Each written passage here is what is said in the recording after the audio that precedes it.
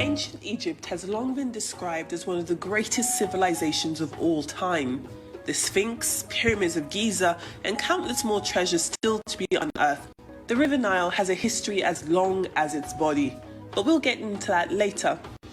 Here in the heart of ancient Egypt, what we know about the civilization is largely from what has been left behind. Artifacts reveal the Egyptians had a diverse belief system, its own language, and a complex hierarchical and political structure.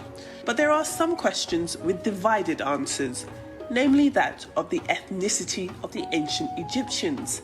Africans, sure, but were they black? Cheikh Anta Diop was a Senegalese historian and anthropologist. He was a firm believer that the ancient Egyptians were in fact black.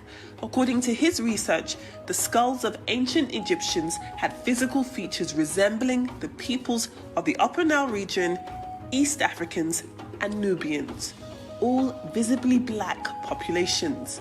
But his theories aren't shared by all experts on the matter. We spoke to Dr. Zahi Hawass, an award-winning, world-renowned archaeologist. His life's work has been dedicated to the discovery and research of ancient Egyptian antiquities. Not surprisingly, his office is full of books on the topic, some of which depict dark-skinned ancient Egyptians. But he says there's an explanation. No, they were dark-skinned, but they were not black. But they are not Negro. Because look at the length of the Negroes like that and the nose like this. It's not really in the Egyptian origin at all. It's different, completely different. And this is why you cannot connect the Egyptian civilization with the African at all. It's different. Or from Syria, Palestine, Mesopotamia, it's different, completely. Cheikh Anta Diop is from Senegal. And he announced that the origin of the Egyptian were Negro, based on the statues of Ramses II and the statues of Tutankhamun was black. And actually UNESCO did make a conference to discuss that. And they said there is no evidence, we have to postpone this. Another group, Diop's research, claims to justify black identity in ancient Egypt were the Kushites of Kush Kingdom. Originating in what is today Sudan, the kingdom began in 1070 BC and lasted some 1,400 years. It was after King Kushta invaded Egypt in the 8th century BC, Kushite kings ruled the 25th dynasty of Egypt as pharaohs for a century. But what race were the Egyptians the Kushites met when they got there? It's true that the black from Kush ruled Egypt in Dynasty 25. Right. And this is what the black Americans are proud of. Yes. But they mix the 25th dynasty with the Old Kingdom and the New Kingdom. They don't know the difference. Then they think that Egypt is a black civilization. It's not true. The black from Kush in the south ruled Egypt. It's a fact. Yes. But it's not the Egyptian civilization, it's not a Negro civilization. Another theory that I believe in it, that the Egyptians were Egyptians. With arguments for and against ancient Egyptian blackness, we decided to take our own journey to the past. It began at the Egyptian Museum of Antiquities, otherwise known as the Museum of Cairo. It's home to many gracious artifacts telling many stories of ancient Egypt's history, and we're hoping to find some answers. Inside the museum, we take a closer look at the place housing more than 100,000 pieces of history. Here we stand in front of a statue of Akhenaten. The pharaoh ruled during the 18th dynasty of Egypt and was husband to Queen Nefertiti and father of the famous boy king Tutankhamun. In front of the statue, our tour guide lends her opinion on the debate of race. We are African, we are black. Further to her point, she shows us the bust of Hatshepsut, the woman king who also ruled during the 18th dynasty.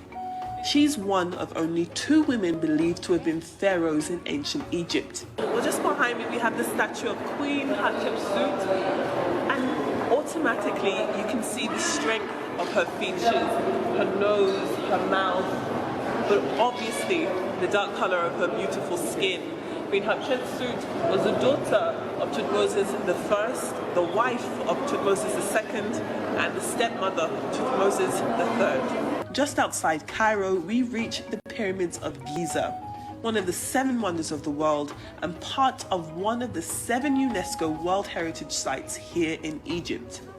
The pyramids were tombs filled with jewelry, perfumes, and other valuables for the pharaohs who were expected to use them when they became gods in the afterlife. Giza represents a graveyard for this life and a resting place, a home for the afterlife. Close by is the Sphinx.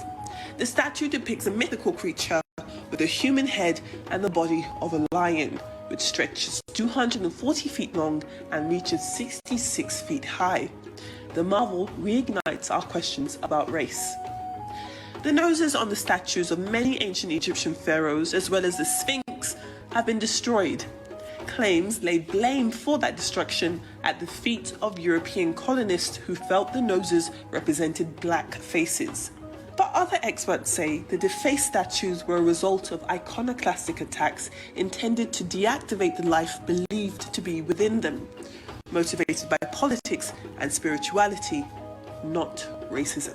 Geography also plays a key role in the ethnically diverse populations of Egypt.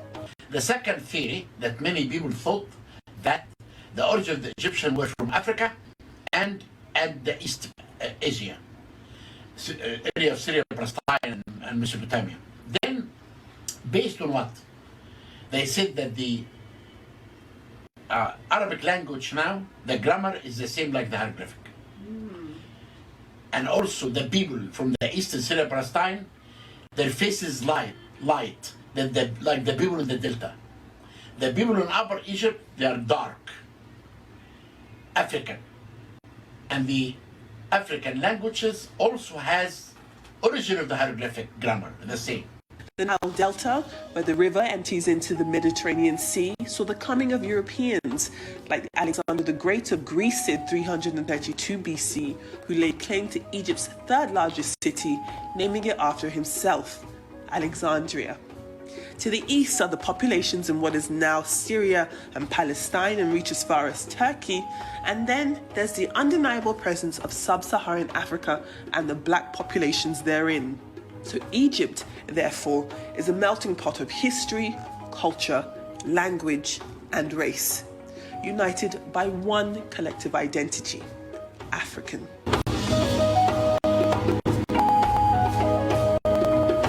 Adefemi Akinsanya, Arise News, Cairo.